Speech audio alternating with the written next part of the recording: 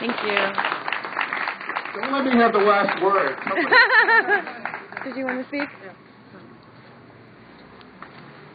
Thanks, Steve. Hi, I'm Carol Edmonds. And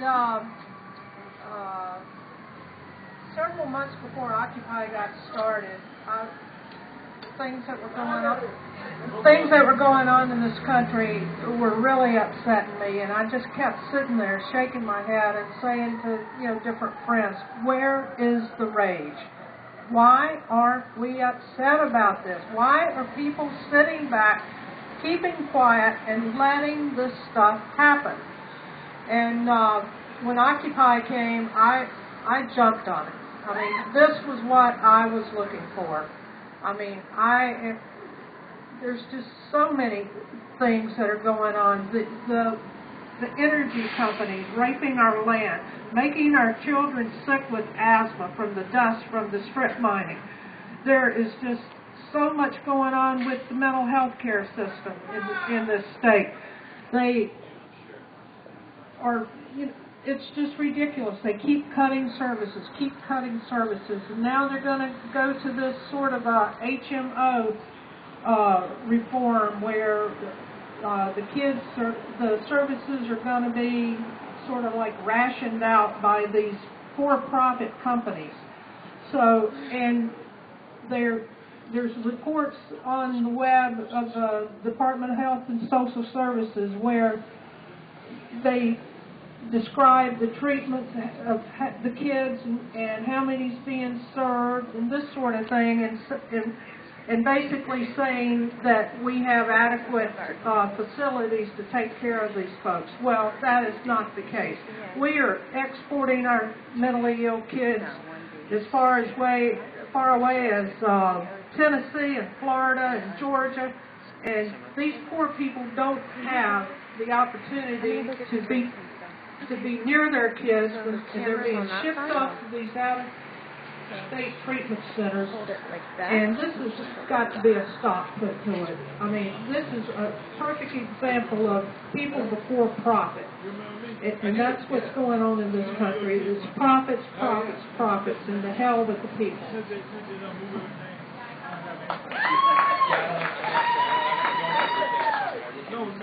I just wanted to say one more thing in the spirit of celebration, or maybe just a way to think about the fact that Occupy is the word of the year. Because I've been really impressed by how quickly people get fed up and are saying, oh, they're done with, or like, when are we going to get an answer from them? And it's pretty interesting given the fact that I don't know how many months it's taken the legislature to not come up with a solution to the financial crisis. It's what we are occupying is the space to really think about how to remake our system again. And I think that every time someone tells you, oh, well, I don't really, they don't really have an agenda, I mean, I would just point them to the fact that since October 15th, this has become a place where any action has resonance, right? When someone thought of the idea about transferring money from banks, they put it out there, and it reverberated. And there were people with which to reverberate. This is a space. This is a space where things can happen for the first time in a long time. And I think the minute we fight against the individualization and the atomization and the fact that we all just like rush from our work to our home, to our malls, to our cars, and we start just sitting and talking and thinking of these ideas, which range from transferring our money and growing gardens that can feed the community, we are really coming up with the solutions that are durable and are going to last. But that's going to take a long time because this system has been here for hundreds of years. This system, this economic and political system. So I just want to say that I am super excited, and I do think that we are doing something that is really meaningful and powerful. And I just thank you all for being here.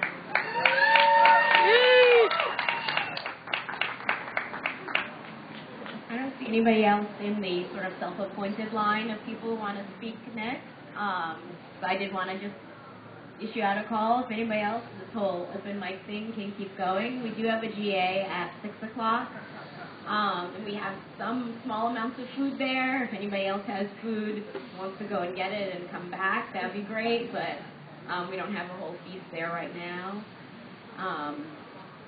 I can certainly shut off the mic. I feel like I need to somehow be entertaining folks. If I don't have the energy to entertain folks, I feel like y'all can talk amongst yourselves.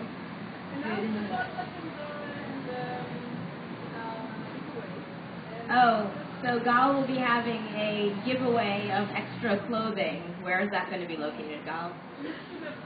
In the corner next to the flagpole. So Gal will be moving soon, and needs to unload stuff. So she'll have a little mini free market here. Mini, really, really free market. I guess you have to do the really.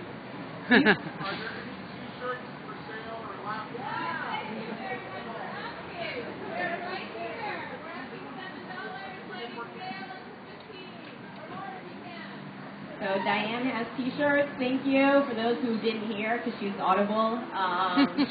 Sliding scale of 7 at cost to 15.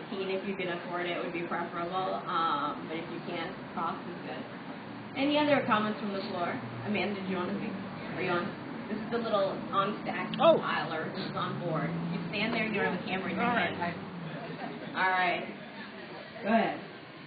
All right. Once again, at 6 o'clock we have our General Assembly. It's how we get stuff done. It's how your voices get implemented.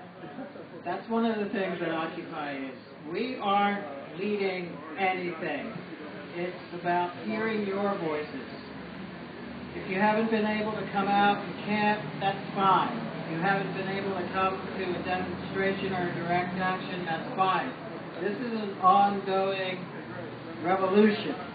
And I want to underscore that word. It's been used to sell cars and hamburgers and everything else. This is where the real meaning of the word comes in what you want change to be. You are the 99%. You are the ones who can change for the change. And part of it starts at our General Assemblies. Sometimes they're boring, sometimes they're contentious, but it's a way to the future to making real change. So if you don't have anything to do before our little party at 8, please come into the occupied post office. This wonderful building was built during the Depression in 1937 by our ancestors' tax dollars. During a time much like now when great travail was throughout the land. This post office is yours. This post office lobby is where the voice of the people comes into action. This plaza is yours. So don't be afraid. Sundays at 3:30 in the afternoon, Tuesdays and Thursdays at 6 p.m. All the time. We'll be here. We hope you come. We invite you constantly. Because once again, we aren't leading. We might be up in the crow's nest saying land ho, but it's up to you. And I hope you come and join us. I'm Miriam Thompson. I'm a member of Occupy, the NAACP, and the Women's International League for Peace and Freedom. You have seen the Raging Grannies here every week, serenading the encampment and all students and passers-by. But I want to tell you what an enormous presence Occupy had last night at the Town Council, putting Northside up front, Northside Pine Knolls up front, ahead of us so they had a chance to finally conclude or continue their battle to protect Northside Pine Knolls was noted by every Northside resident and Pine Knolls resident who was there. So it was a very powerful outreach effort and a continued alliance. And I want to tell you that some of us stayed till midnight. They did not stop talking about Occupy support for that community. The second thing and last I want to say is the NAACP. The work of Occupy to prepare this encampment for the annual commemoration of Martin Luther King and the beloved community which we represent has been noted by NAA, every member, every family member. This is a stunning presence, and I urge you all to be here at 9 with our literature, our banners, our T-shirts, our presents on the 16th at 9 a.m. at Peace and Justice Plaza. Yay, Miriam.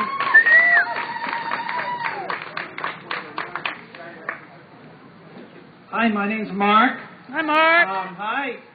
You know, I just want to express kind of the shame, actually, that I feel for being affiliated, getting paid by the University of North Carolina, Chapel Hill. No, I'm serious about that. Just this experience has just filled me with just kind of sheer anger at these institutions. I'm a professor at UNC Chapel Hill, and I'm supposed to lecture to people that have less knowledge than me, that have less expertise than me.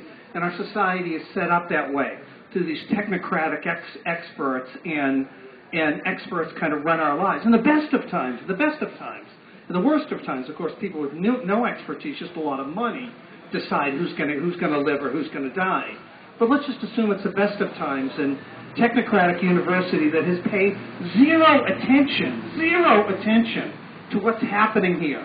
What really, really can make a difference in our completely screwed up, completely corrupt system. We all know that here. The system has to change so thoroughly from the bottom to the top. But I'm just ashamed to be getting a paycheck from UNC Chapel Hill. And I apologize to the activists here, the occupiers and the activists, that I haven't done enough to get people out here, to get people to cross that line. You see people all the time, my colleagues, undergrads, grad students, just walking by, who pay literally no attention to what's gone on here for the last couple of months. The other thing I just want to say is that Diane is my lover, and oftentimes people say, you know, I've come to almost every GA here, and people and my friends say, well, why didn't you say anything? Why didn't you say anything? And I could sit through GAs for a couple of hours, and I never felt the need to say anything. I mean, homeless, 15-year-old kids, they always said things more articulately than I felt like I could at that particular point. So there was never any need for me to professorially intervene, or like our technocratic society expects experts to do. There was just never any need for that. So I just want to thank all you people for that. It just filled me with this kind of glowing, kind of overflowing humility, but not a humility that was going to prevent me from doing things.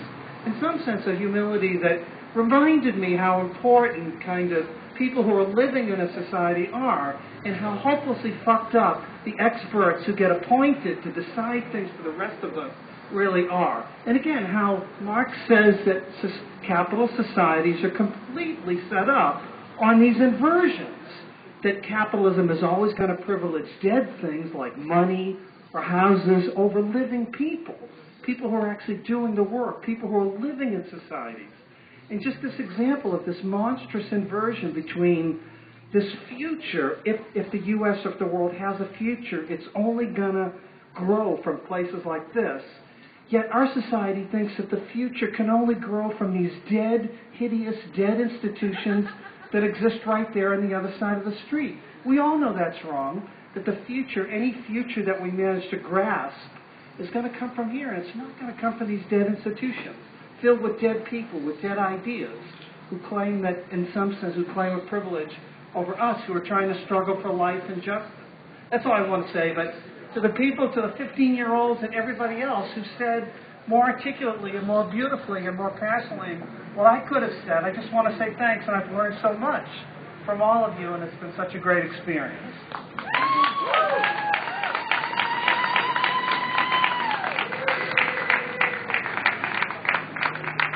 Hi, y'all. My name is Monica, and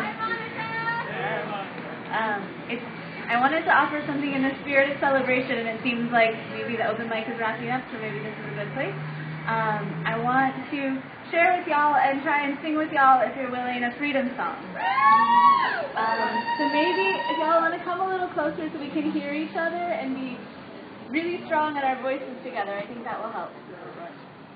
Many freedom songs are very old. This one is quite new. It was written just a few months ago by a sister from my chosen family for the All of Us North Carolina campaign. They're, fighting against this discrimination amendment that would prohibit queer families from being families. So the lyrics, I will tell them to you, and then maybe we can sing. I'll sing a line, and you can sing it back to me, and then we'll all sing it together, if that works. So the lyrics go, we do it for the ancestors, all of us. We do it for the ones to come, all of us. Marching across the Carolinas, from the mountains to the sea, till we all get free. So those are the words. So I'll sing one line and you sing it back to me, yeah? Okay, it goes. We do it for the ancestors, all of us. We do it for the ancestors, all of us. We do it for the ones to come, all of us.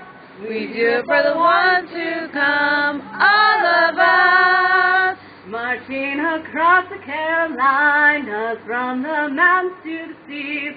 Marching across the Carolinas, from the mountains to the seas. Till we all get free. Till we all get free. We do it all together? We do it for the Ancestors, all of us. We do it for the ones to come, all of us. Marching across the Carolinas, from the mountains to the sea, till we all get free. Occupy everything.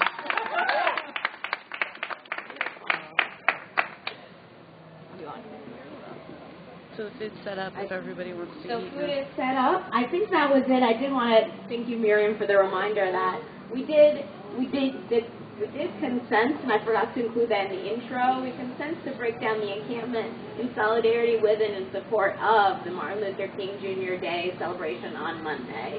That was our initial impetus, so that's sort of like the history, and so we've been trying our best to work in collaboration with and in consensus with. I think yesterday what happened with Northside was really a major move, a major step of unifying. And personally, I'm sorry that I couldn't make it yesterday, but and I think what we decided to do here with the plaza has been helpful. We plan to be back here. We've had talk about opening up the encampment again when the weather changes. I think I am going to shut off the mic, but if anybody feels moved to come up and say anything else, you certainly can, right up until the GA starts at 6. So I want to thank all of you for coming out and joining us for this celebration of our next steps. Thank you. Woo! Yeah!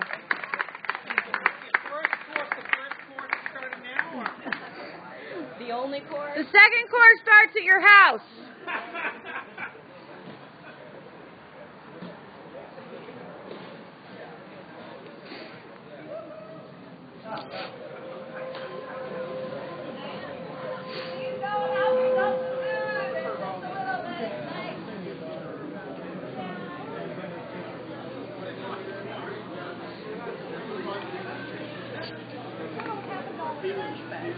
Oh, they're underneath the trash can. Like, I put them in there. You're moving too fast. You're moving too fast. I did not realize how heavy that was. How heavy what was? Just to hold it with Oh, a the thumb and a can. finger. I know. That's why I've got. Once you raise 2 kids, you have the arm. Yeah, I got the muscles, right? biceps, man. Thanks for the things you said. Oh, well, thank you for the things you said. It was all very sweet. I think if we want to, we'll continue seeing each other and doing things. This is a thing. That I know. I just want, I just want it to continue. I appreciated your energy about that, though. Thank you. That made it clear how much, not just you, but other people here are invested in this. Also. Yes. Yeah. Very much so. We don't let me distract you from your work. Oh no, they're listening, they're watching, they're they're good. They're gonna watch people eat. That's always a good spectacle. They're gonna watch Amanda occupy her plate. Occupy the tummy. She's occupying her plate. Here, we can take these off.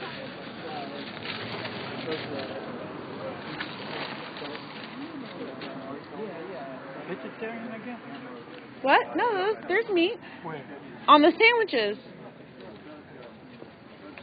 God, you're such a complainer. Yeah, you are. No meat again. No meat again. He just wants to get to the